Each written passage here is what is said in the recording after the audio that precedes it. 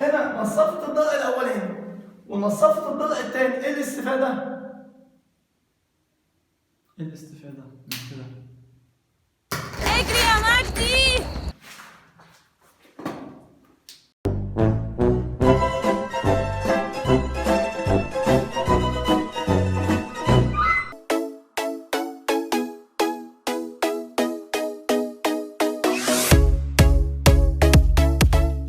بسم الله الرحمن الرحيم. طلاب الأعزاء، طلاب الصف الثاني الثانوي علمي وأدبي، معانا النهارده إن شاء الله درس جديد من دروس الاشتقاق فرع التفاضل، درس مشتقة حاصل ضرب دالتين.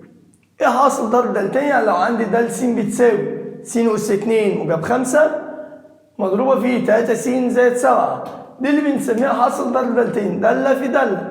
طبعا عند الحل التقليدي زي ما شفنا الحصة اللي فاتت ممكن اضرب القوسين في بعض واجيب المشتقة بتاعتهم. في قانون موفر عليك المرة دي شوية، قال لك لو عندك حاصل ضرب دالتين تقدر تجيب مشتقة القوس الأول تضربها في أصل المقدار الثاني زائد مشتقة المقدار الثاني في أصل القوس الأول. إزاي؟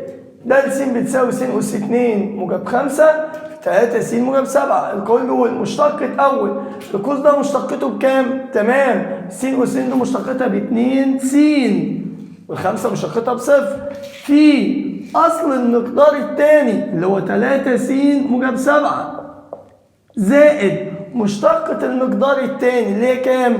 3 في أصل المقدار الأول اللي هو س أس 2 موجب 5. يبقى تاني مشتقة أول لو مشتقة القوس الأول لوحده س أس 2 مشتقتها 2 س، الخمسة مشتقتها بصفر في أصل الثاني 3 س موجب 7 زائد مشتقة القوس الثاني 3 س موجب 7 مشتقتها بكام؟ ب3. واحد يقول لي الله، طب السبعة راحت فين؟ السبعة دي ثابت، يعني مشتقتها بكام؟ بصفر في أصل القوس الأول س أس 2 زائد 5. خلصت المسألة بتاعتي.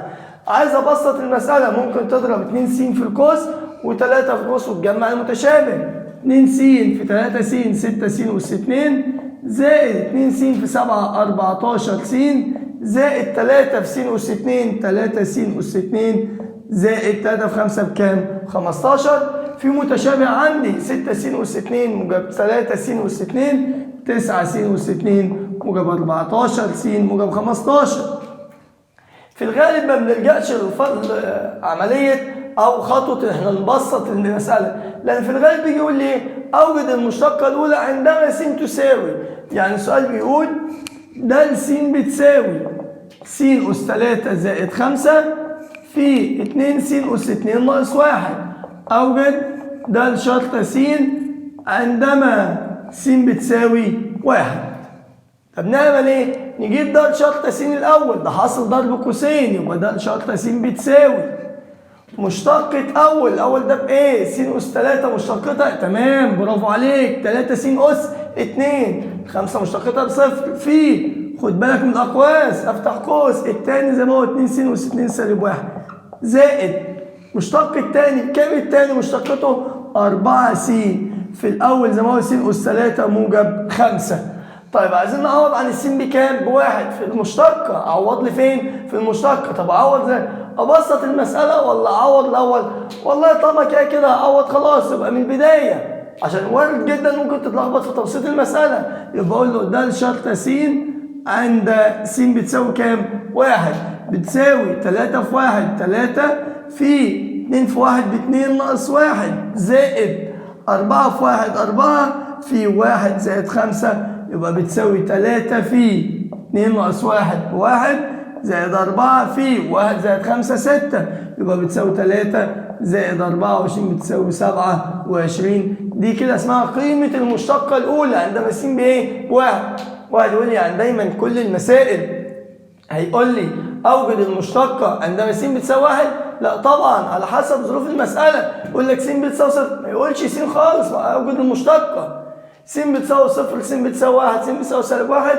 المهم القانون اللي بيضيفه جديد ليك النهارده، لو عندك حاصل ضرب دالتين مشتقة الدالة الأولى 2 س في أصل الدالة الثانية زائد مشتقة الدالة الثانية أو القوس الثاني في أصل الدالة الأولى، ده كده يبقى مثالها مشتقة حاصل ضرب دالتين. نيجي نشوف المثال اللي بعد كده.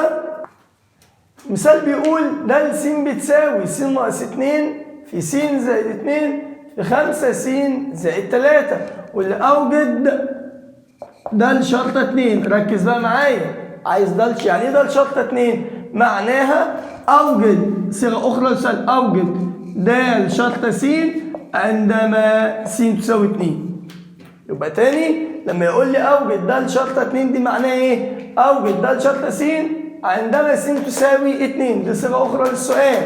طيب الله، د س بتساوي س ناقص 2 س موجب 2 5 س موجب 3. الله، ده حاصل ضرب يا مستر 3 أقواس.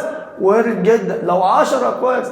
من الآخر خلاصة القانون بتاعنا بيقول لك هنا حاصل ضرب دالتين لا ممكن يبقوا 3.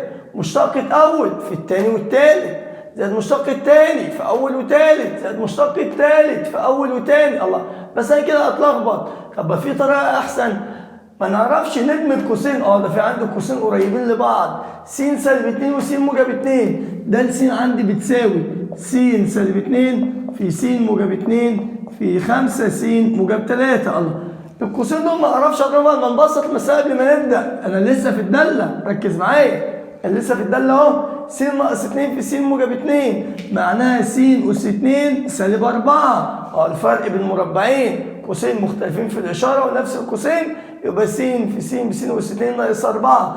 أصبحت المسألة بتاعتي بدل ما كانت حاصل ضرب 3 أقواس أصبحت حاصل ضرب كام قوس؟ قوسين. وأطبق بقى المشتقة بتاعتي د شرطة س. طب لو مش عايز تطبق مشتقة حاصل ضرب دالتين ممكن تفك القوسين تضرب قوس في قوس وتجيب المشتقة بتاعتهم. مفيش أي مشاكل بالنسبة لنا خالص. مشتقة أول الأول ده مشتقته بكام؟ 2 س في الثاني زي ما هو أصل المقدار الثاني 5 س موجب 3 زائد مشتقة المقدار الثاني أو القوس الثاني هي كام؟ 5 في الأول زي ما هو س أس 2 ناقص 4. دي كده د شرطة س، بس للأسف هو محتاج د شرطة 2. خلاص يا عم بسيطة جدا. د شرطة 2 بتساوي 2 في س 2 في، خد بالك قوس، بأكد لك تاني القوس مهم جدا.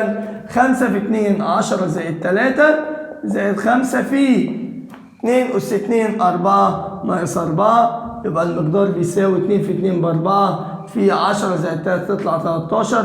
طبعا هنا 4 ناقص 4 صفر يبقى زائد صفر تطلع بتساوي 52. تبقى د شرطة 2 بتساوي كام؟ 52. كده يبقى اتكلمنا النهارده في مشتقة حاصل ضرب دالتين. بأكد تاني، طب لو 4 أقواس لو تقدر تدمجهم في قوسين يبقى أسهل ليك أنت. يبقى تاني مشتقة حاصل ضرب دالتين، مشتقة أول في تاني، مشتقة تاني في أول. بس شايف معايا تاني أهو دول 3 أقواس. دمجت أول قوسين ولا طب مش لازم نضرب القوس ده هنا مرة وهنا مرة، لأ ده ضرب 3 أقواس يعني اضرب براحتك. يعني لو عندك مثلا عايز أضرب 2 في 3 في 5، مش لازم أضرب 2 في 3 و2 في 5. ده ممكن أضرب 2 في 3 في 6 في 5. ممكن أضرب 2 في 5 اللي هي 10 في 3. ممكن أضرب 3 في 5 ب 15 وأضربها في 2. إنما مش لازم الضرب لا يوزع على ضرب، الضرب يوزع على الجمع والطرح.